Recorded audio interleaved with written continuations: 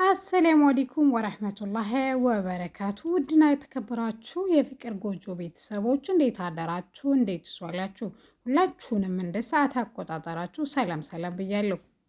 ዛሬ ይዤላችሁ የመጣሁት ድራማን ክፍል 8 ነው። እነሆ እንድትከታተሉኝ በአክብሮት ጋብዛለሁ። ወዳችሁና ፈቅዳችሁ ስለምትከታተሉኝም ከልብ አመሰግናለሁ። ባለፈው ሳምንት ማታ ላይ እንደምናስታውሰው አቶ አምነን ጀሪን እንደመረጠ እናስታውሳለን።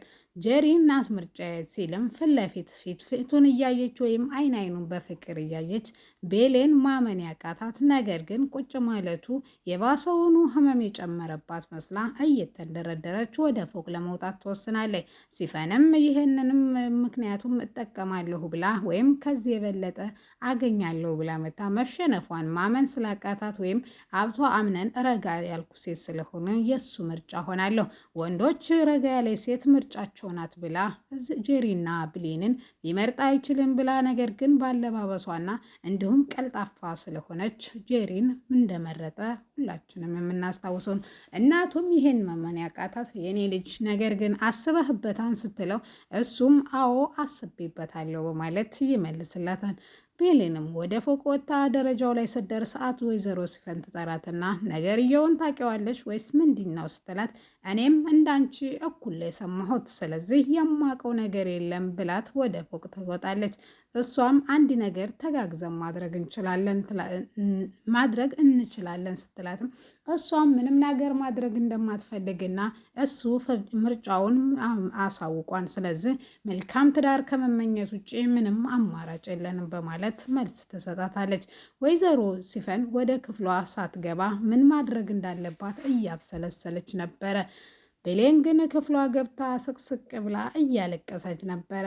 ህይወት እንደዚህ ከሆነ ባይኖር ምን አባቱ እያለቀሰች እያለ አቶ አምነንም በልክና በደስ ስለወሰነ ውሳኔውን ወደ ክፍሉ እየወጣ ነበረ። እየወጣም ስታለቅስ ደረጃው ላይ ሲደርስ ይሰማታል። መለስ ቀለስ ብሎ ደረጃውን ትቻት ሊሂድ ወይስ ልጠይቃት በማለት የልብ ፍራቻ ወይም የልብ ምቱም እየጨመረ ነገር ግን ምንም አላስቻለውም እና ሊጠይቃት ይወስናል። ከደረጃው ከ3 ደረጃ ከወጣበት ወደታች ወርዶ ደረጃዋን ለማንኳኳት ቢሞክርም ነገር ግን ልቡ በጣም ፈራ። ምክንያቱም ምርጫ ያልሆነችን ሴት መምረጡ እሷን እየወደዳል ሌላ ሴት መመኘቱ በጣም አሳፍሮታል ለራሱ። በሩን ሲያንኳኳም ሊያንኳኳ ሲልም እያብሰለሰለ እያለ ወይዘሮ ብሌን ከፍታ ትከፍትበታለች። ምንድን ነው አሁንስ ገጠመኝ ነው ልትለኝ ነው ወይስ አስበሽበት ነው ብለህ ልታሳቅቀኝ ነው ስትለውም እሱም እንደዛ አይደለም እባክሽ እንደዛ አትበይኝ ደህና ነሽ ሲላትም ደህና ነኝ፣ እንደውም ከበፊቱ በጣም የተሻለና ያማረ ደህና ነኝ፣ ምን ነው ደህና ትሆንም ብለህ ነበር እንዴ ስትለውም አይ እንደዛ አትበይኝ ይኸውልሽ አሁን ሴቶቹ ጋር ሄደሽ ማደር ትችያለሽ ሲላትም እሷ ሲፈንም ማለትህ ነው ምክንያቱም አቶ አምነን ጀሪ እንደሆነች ባለትዳር እንደሆነች ትንሽ ደቂቃዎች በፊት ቀደም ብለህ ያሳወቅከን መሰለኝ በማለት እሷም መልስ ትሰጠዋለች።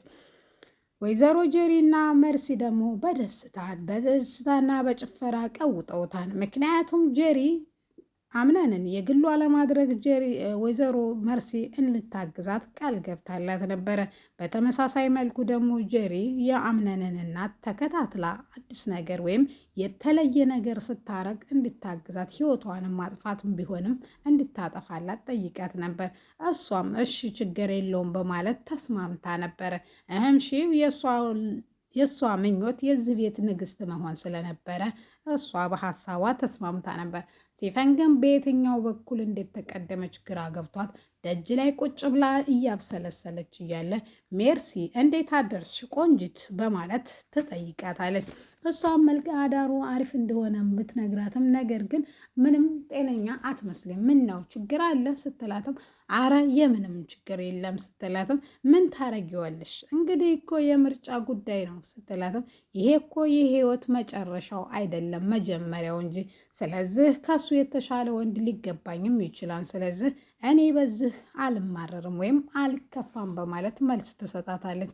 የወንድሜ ልጅ ጥሩ ምርጫ ነው የመረጠው፣ ምክንያቱም ጄሪ ትገባዋለች ስትላትም አይ ዛሬ ሰለማዋል ፈልጋለሁ በማለት ሲፈን ምርጫው ስላልሆነችም ቢሆንም ባይሆንም ለእሷ ግድ እንደማይሰጣትና ገና ወጣት እንደሆነችና ብዙ አማራጭ እንዳላት ለመርሲ ነግራት ወደ ቤት ትገባለች። የቀና ብዙ ያወራን በማለት መልስ ትሰጣታለች። ሲፈን ግን በጣም ስለተናደደች እናንትን ስላለች የእናቱን ዶክሜንት ፈልጋና በእሱ አስፈራርታ የግሏ ለማድረግም ሞክራ ነበር። ነገር ግን አልተሳካም።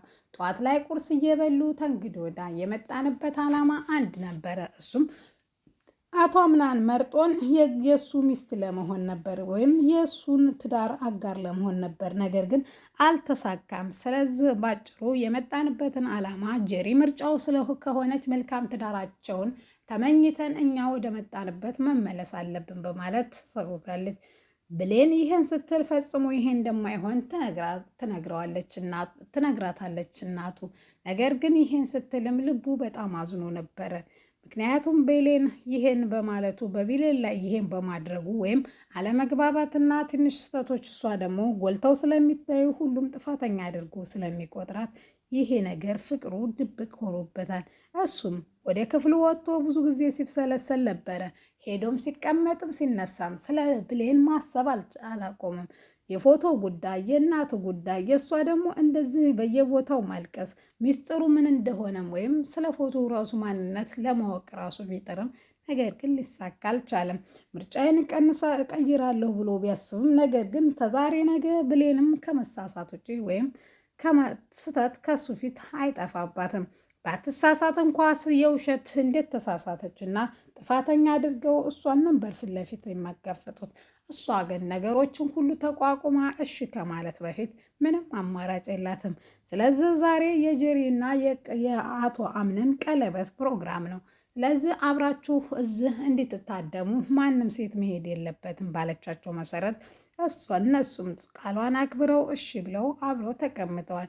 ዛሬ የብሌንና የአቶ አምናን ቀለበት ሳይሆን የጄሪና የአቶ አምናን ቀለበት ነው። ያሰበችው ሌላ የሆነው ሌላ ቢሆንም ነገር ግን በሱ ሀሳብ መቃራን አልፈለገችም። እንደ እናትና እንደ ልጅ ምን አለበት ቁጭ ብለን ብናወራ ብትለውም ምንም ስለ እሷ ልጅ ማሰብ አልፈልግም በማለት እናቱንም ፊት ይነሳታል።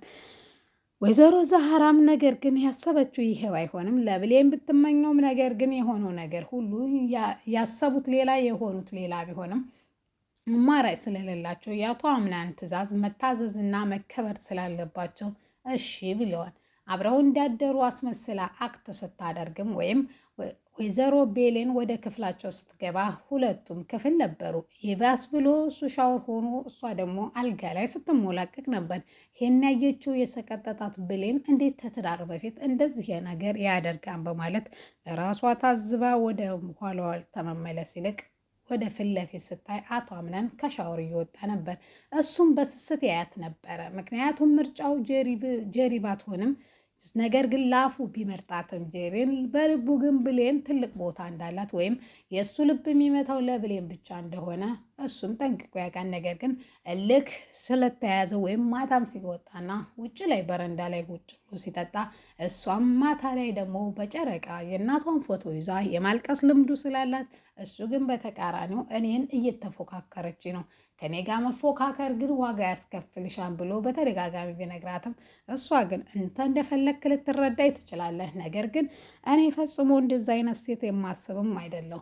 ደግሞም አሁን መርጫህን፣ ስለዚህ ለምን ሌላ ሰው ለመሆን ትሞክራለህ? አውቀህ አይደል እንዴ መረጥከው ነውስ አስገድደህን ነው ትትለውም እንደዛ ብሌን ብሎ በአይኑ ቢያባብላትም እውነቱ እኮ ይሄ ነው። ስለዚህ ከእውነቱ ልትሸሽ አትችልም። ስለዚህ አምነህ መቀበል አለብህ በማለት እሷም በሩን በኃይል ትዘጋበታለች። አቶ አምነን ያደረገው ነገር ከእናቱም ከወይዘሮ ዛህራም ሀሳብ ጋር የተጋጨ ቢሆንም ነገር ግን ብሌን ግን ዛሬም ብትሆን ብትመኘውም ቢመኛትም ሳይወዱ በግዳቸው ፍቅር ሳይኖር ጎጆ ሊቀልሱ አቶ አምነንና ወይዘሮ ጄሪ ዛሬ ሊሞሸሩ ነው።